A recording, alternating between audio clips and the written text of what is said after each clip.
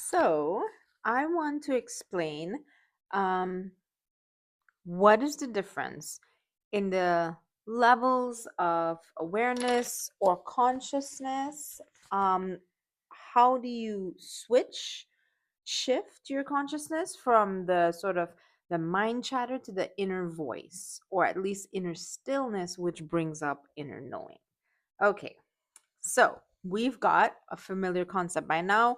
We've got spirit or the divine, which is your true nature, which is everywhere and everything. And we have you. This is you. This is your awareness. And when there's nothing else, you are aware of spirit. And this is the experience that I call um being, the awareness of being, the awareness that I am, the awareness that you exist, right? And then you have the mind. Let's call it the mind's voice, right? The mind's voice is um aware of the body. I'm just sort of breaking down the difference, right? Body awareness, it is constantly taking feedback from the five senses. It's understanding it's cold, it's hot, it's safe, it's dangerous, whatever. It is where the intellect is, right? This is thinking, analyzing, planning, plotting, measuring and comparing, strategizing. It is also memory. So it has the ability to go back to the past, to remember what happened in the past, to bring it up as it sees to be appropriate. Um, and it has future. So let's say, well, to be honest, most of the time, when you think about the future, you think about worrying, right? So I think it brings back an old memory from the past and projects it into the future and worries about it. And then you also have in the mind's voice, it always detects threats, or it thinks it detects threats. So and it considers others to be against it. So it judges what's happening. It somehow the mind got it as it thinks that it is doing a good job when it is warning you of others and of your surroundings. So it has become hyper vigilant. And that means that it is constantly detecting, it is constantly identifying things that it believes are threats, and it is constantly judging others as being different from. Okay, at least I'm not that way. That why is that person, this thing is not good, that thing is flawed, that thing should be better, it could be better. Judgments always occur in this voice, right?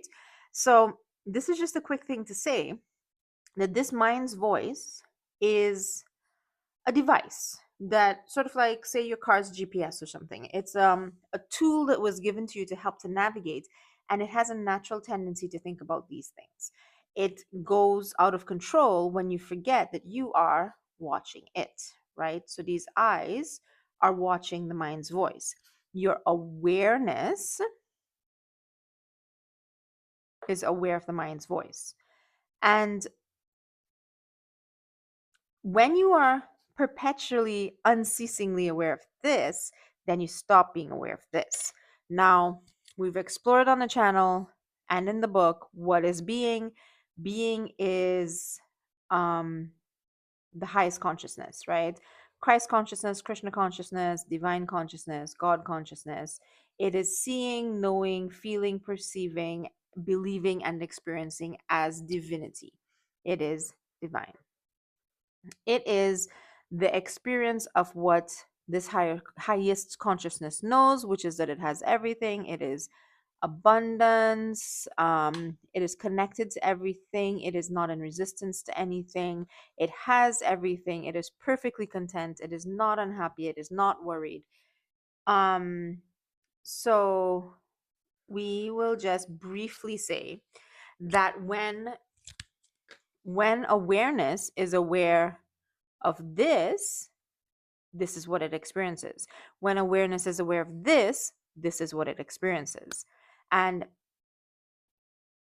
here's the thing, you can't really, in any split second, in any microsecond of experience, truly experience both of these. It is intended for you to exist as this because this is your nature, this is the highest, this is contentment, this is everything. You were sent with all of this, you already have this. And you were meant to turn to the intellect and mind when you needed it. Hey, let's, figure out the best route to get from here to there. Um, I don't know, remind me how to tie my shoelaces. Those things are supposed to come up, whether it's the intellect strategizing or memory from a useful memory of the past, or hey, let me know when something is too hot to hold. Those things are supposed to pop in once in a while, but your general state of being is supposed to be being and experiencing your being. Now, this isn't necessarily what this video is about. This video is very specifically because we have been learning in the co-creation series that the runaway mind is what is preventing you from hearing a higher desire. If you want to create, co-create, build a better world, manifest, live a wonderful life and bring beautiful things into this world, then this voice and egoic this voice results in, I'm going to put an equal sign here, your egoic identity, right? The voice and of the mind and the resulting egoic identity have caused you to pray for things that you fear, have caused you to plan for, put effort behind things that you think you do not have. And this has been wasting your energy. And what we're trying to do is we're trying to co-create, create our world and our life and our experience based on the truths that we have, right? So the concept of seek first this, well, all of these things, right? And everything else will be given to you, because when you realize that everything you think you want in the world is inside of you, when you feel it, when you know it, when it is your state of awareness, then you're no longer looking for this, you are expressing. So here you're looking for, in the world, your actions. Oh no. Okay. Actions are looking for something. Here, your actions are expressing what you have, right? So that's just to show you, all of this is to say, okay, I have become lost in here. I have developed an egoic identity. I've become super attached to this. I understand that this is the problem. How do I switch from awareness? How do I switch from looking here to looking here? So, one of the things that people try to do is they try to ignore this. The sort of what I call the la la la expression, or attempt. So la la la la la, I'm not listening. I'm gonna pretend that there are no suppressed emotions. I'm gonna pretend that I have no injuries. I'm gonna pretend I have no fears. I'm gonna pretend that my hand isn't in a fire right now and burning to a crisp. You know, that does not solve anything, because it only creates more emotional traps, which creates more things that hook your awareness.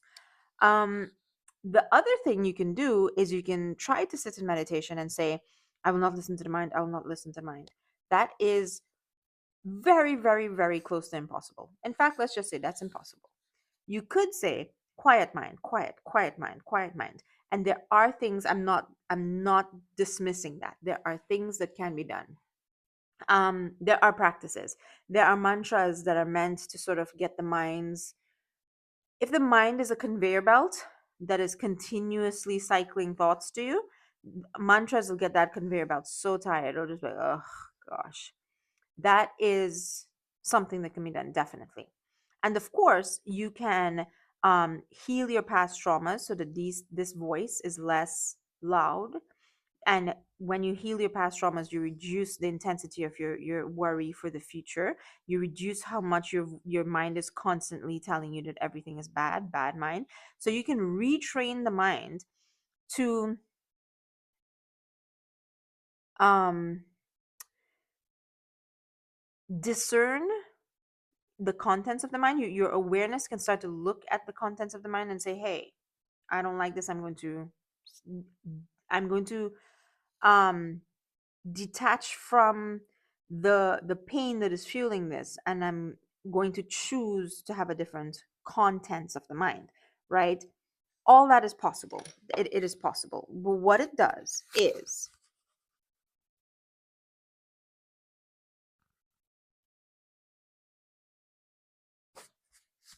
it makes the mental chatter a little bit less intense. It no, actually, it over time. This process takes a long time. It is the redisciplining, the regaining mastery over the mind, right? And it is a worthy thing, but it is a long practice, a lifelong practice, where you become aware of what's in the mind, and you train the mind, and you heal the mind, and all that kind of stuff. And it's worthy. And this is the long term permanent shifting of this, and eventually it cleans up, but you will still have the mind speaking. The mind just, it knows to speak. It's what it does. What You don't need to fully purge and heal and train and discipline all of this to perfection before you can experience being. That is not necessary. Being is something that you have the right to experience at any given moment. It is, it's, I'm not saying that you can experience it 24/7. That requires, some serious spiritual practices here, but you can glimpse it, you can hear it, you can invite it to pop up into your day for a few seconds here and there so that you can get some pure, genuine insight. You can sit in meditation and experience this for 15, 20, 30 minutes a day. You can use meditative practices to experience this 10 minutes a day, 10 times a day, so that anytime this voice starts to get louder and louder and louder, you go, whoa, whoa, whoa, whoa, whoa, whoa, and you go back to here. You recenter, you kill the momentum of this, you purify all the stuff that's building up here, and you come back to this. You come back to this. When you say your prayers, you pray from here. When you start your day, you start from here. When you go into a meeting room, when you go into a family gathering, you anchor in this, and then you go. So you act from this, expressing this, right? So what you have to do is simply, um, so there are three elements here. There's the being state, the God state. You can't turn that up. That is always up. There's the mind state. You can, with time and practice, turn that down. But there is awareness. Awareness. Here is the beauty of the meditation practices that I teach, and I recommend you check the guided meditation playlist on my channel. I have, half a dozen of them or more, a dozen of them. I don't know. It is about, instead of trying to increase this, which you cannot, and instead of trying to decrease this, which is very, very hard and takes a long time, what you can do is you can regain control over your awareness. Right now, you have been staring at this for so long that you have forgotten that you are staring at this. You have forgotten that you are the awareness that is paying attention to this. So, the act of shifting awareness from here to here is actually really simple. Because there is a little cheat that the universe gave us, and that is called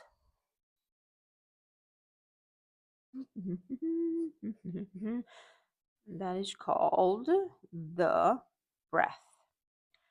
When you place all of your awareness on your breathing, fully, your you put, so all the meditations that I teach, right? I say close your eyes so that you stop being interested with the world around you, the physical world. I tell you, take 3 breaths and relax your body so that you stop focusing on your body. And then I tell you to place your awareness, and with your eyes closed, you're not focusing on your 5 senses. So now all you have is the conveyor belt of thoughts. And you can either have your awareness on the conveyor belt of thoughts, or you can have your awareness on your breath.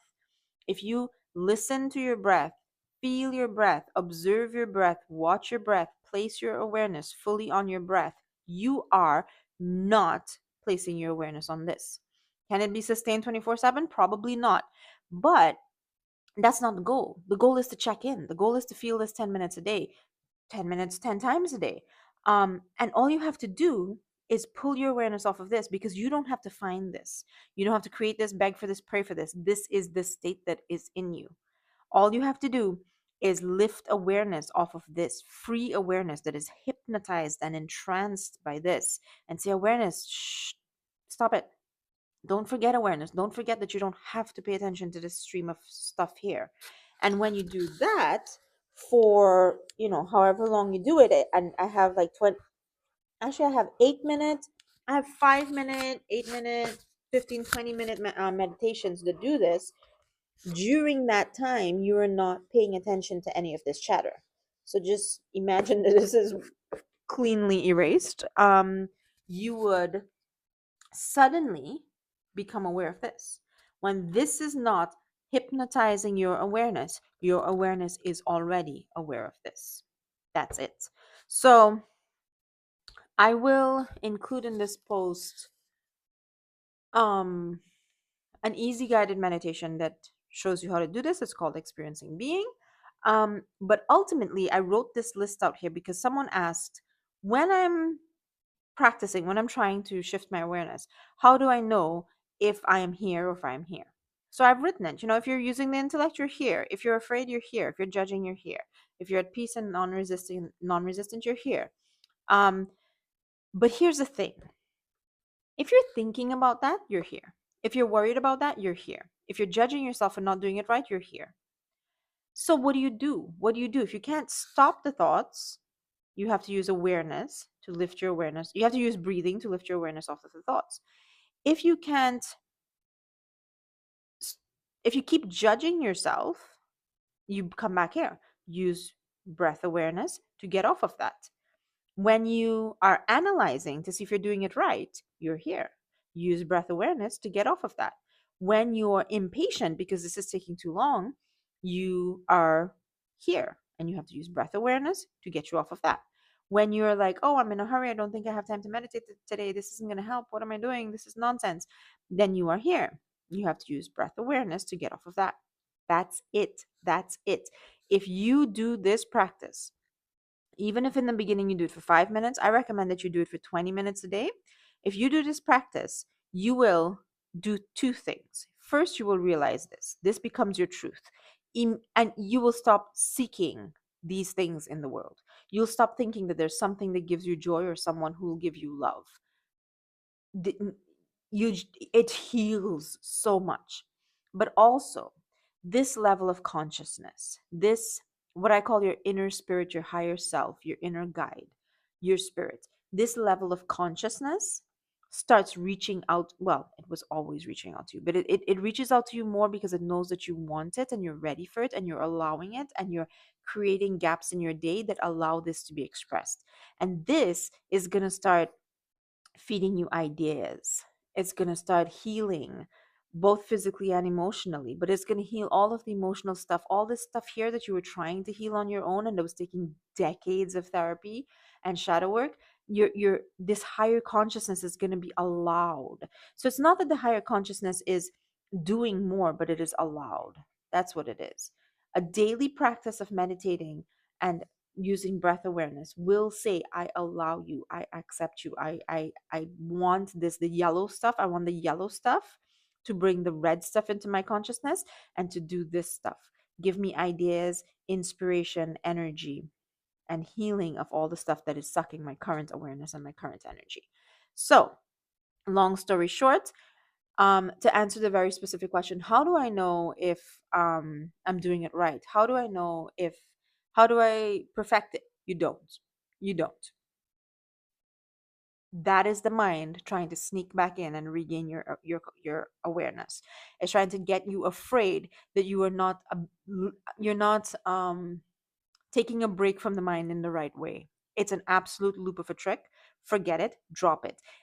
As a matter of fact, when you're doing the breath awareness, in my guided meditations, I start with breath awareness and sometimes I shift to visualizing light because some people are better with images. But either one, whenever you stop doing either one of those two things, you're back here. Any thought that pops into the head, return your awareness to breath. For whatever your discipline is, if it's 5 minutes or if it's 20 minutes, say, hey, For the next 5 minutes, we agreed, no thinking. So any self-assessment, any judging, any you are doing this wrong, you're not sitting up straight enough, you're breathing too short, you're breathing too loud, you're not counting right, whatever is popping into your head, don't even complete the thought or rationalize with the thought. Just simply return your awareness to your breath. Return your awareness to your breath. That's it. Hold that for 15 minutes, you guys. I challenge every single one of you. If you can do the I think it's an 18-minute experiencing breathing meditation, experiencing being meditation once a day, every day for 2 weeks, your entire world will change. This stuff here will get cleaned up. This voice will get quieter. This truth will become more evident, and you will suddenly realize, since what you create in your world comes from what your sense of I am is, then you will realize that your world is suddenly shifting and you're living in a new world because you are no longer I am this, you are I am this. And it is literally as simple as that. It is. The mind just tries to make itself continuously relevant by saying, oh, you should analyze how you're doing this. There is a lot of techniques, there's a lot of wisdom out there. The spiritual practices, the yogic practices, and any tradition that you're in has wonderful wisdom and wonderful masters that can teach you nuances and subtleties that can really take this to another level. But don't let the mental whisper that you are not at the highest level of mastery cause you to slip back here and prevent you from experiencing this. You can experience this without being at the highest level of mastery. You don't have to have absolutely perfect technique. So do try that challenge, you guys. Let me know how it goes. That is at the root of everything. The where the awareness is, where the I am is at the root of everything. So I hope this was helpful. Thank you very much, and I will see you next week.